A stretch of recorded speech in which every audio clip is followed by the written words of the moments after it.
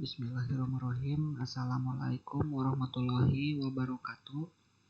Perkenalkan, nama saya Aipu Hyudin dengan NIM 08. Baik, di sini saya akan menjelaskan tentang jaringan tegangan menengah.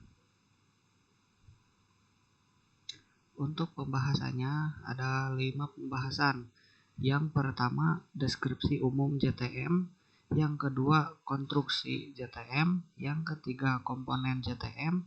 Yang keempat, gangguan JTM. Dan yang kelima, proteksi JTM. Nah, untuk yang pertama, deskripsi umum jaringan tegangan menengah atau JTM. Jaringan tegangan menengah atau JTM atau sering disebut jaringan distribusi primer merupakan bagian dari sistem tenaga listrik antar gardu induk dan gardu distribusi. Pada jaringan distribusi primer umumnya terdiri dari jaringan 3 fasa dengan menggunakan 3 atau 4 kawat sebagai penghantar.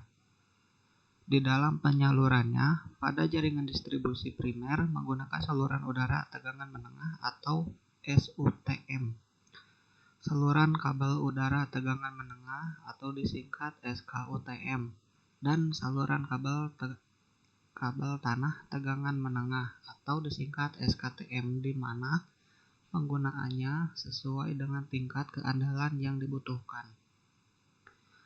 Lingkup jaringan tegangan menengah pada sistem distribusi di Indonesia dimulai dari terminal keluar atau outgoing, pemutus tenaga dari transformator, penurun tegangan gardu induk atau transformator, penaik tegangan pada pembangkit untuk sistem distribusi skala kecil hingga peralatan pemisah atau proteksi sisi masuk atau incoming, transformator distribusi 20 kV sampai 231 atau 400 V.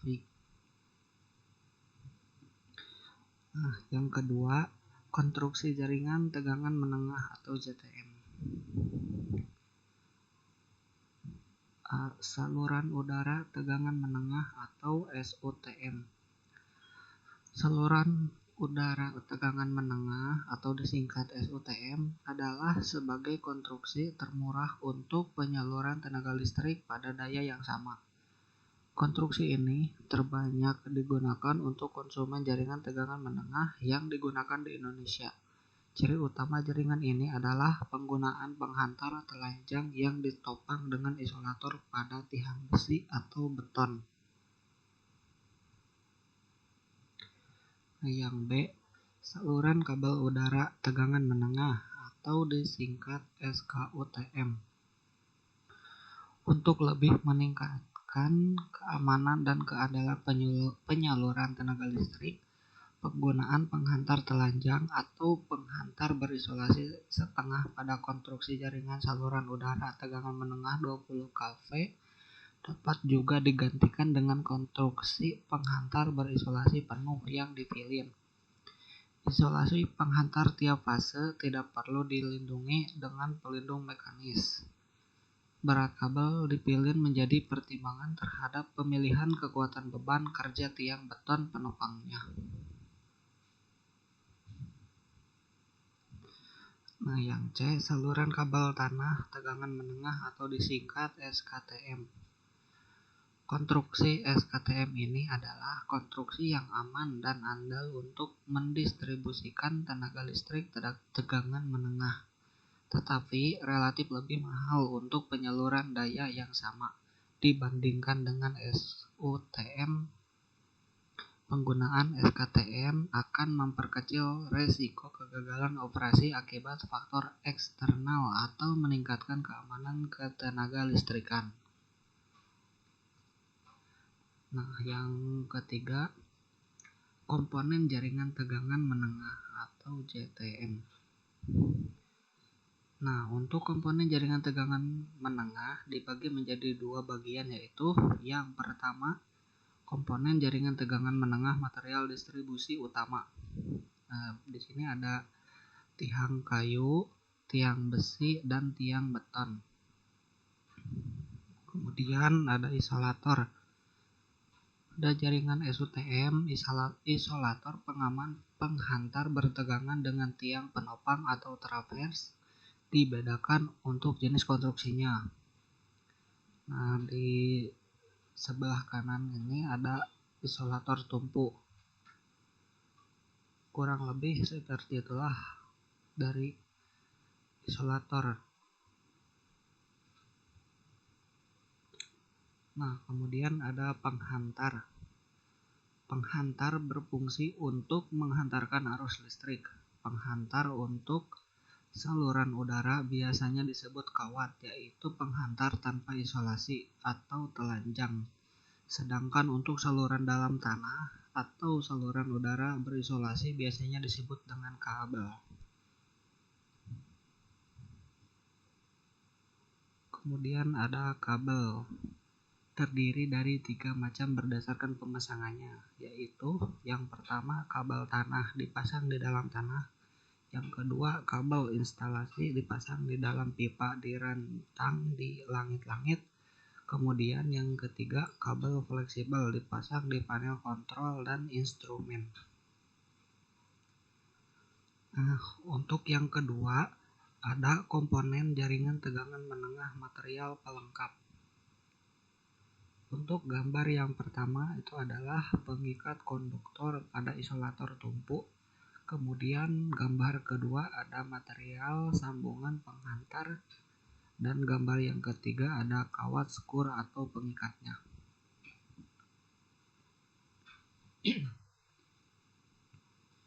Nah, pembahasan keempat adalah gangguan pada jaringan tegangan menengah atau JTM.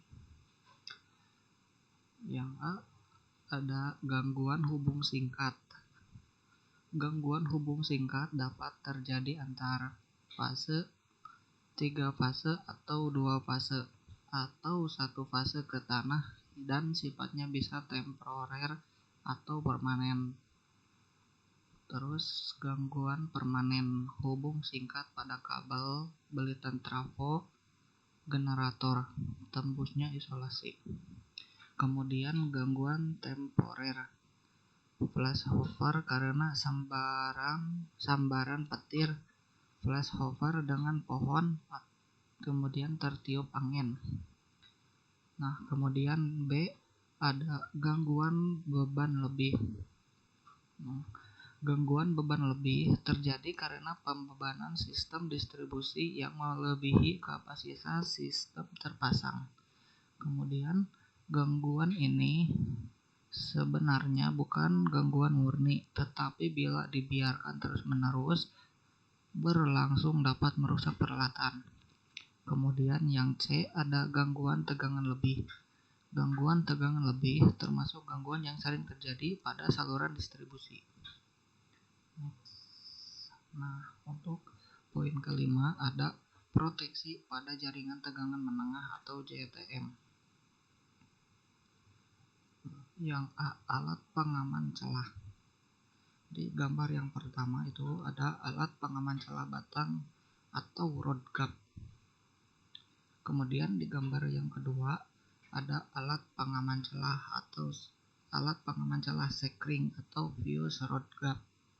Kemudian di gambar yang ketiga itu ada alat pengaman celah tanduk atau horn gap.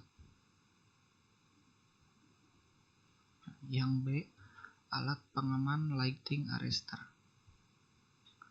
Lighting arrestor adalah suatu alat pengaman yang melindungi jaringan dan peralatannya terhadap tegangan lebih abnormal yang terjadi karena sambaran petir atau flashover dan kerja surja hubung atau switching surge di suatu jaringan. Yang C ada fuse cutout atau disingkat FCO.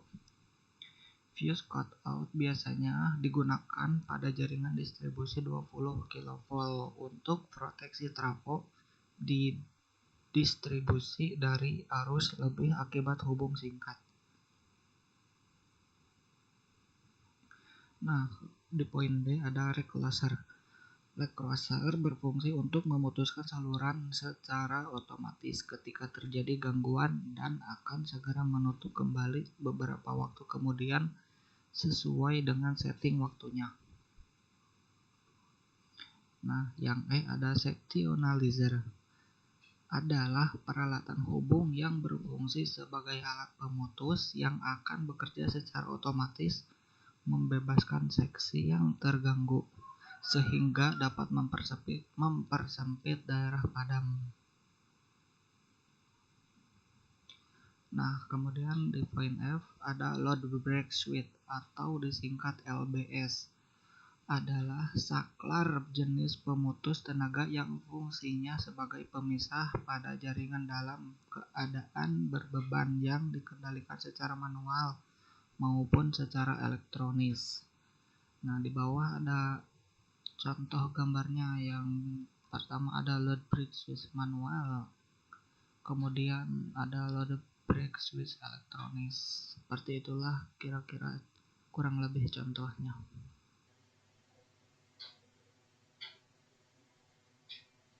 Cukup sekian, terima kasih, kurang lebihnya mohon maaf. Wassalamualaikum warahmatullahi wabarakatuh.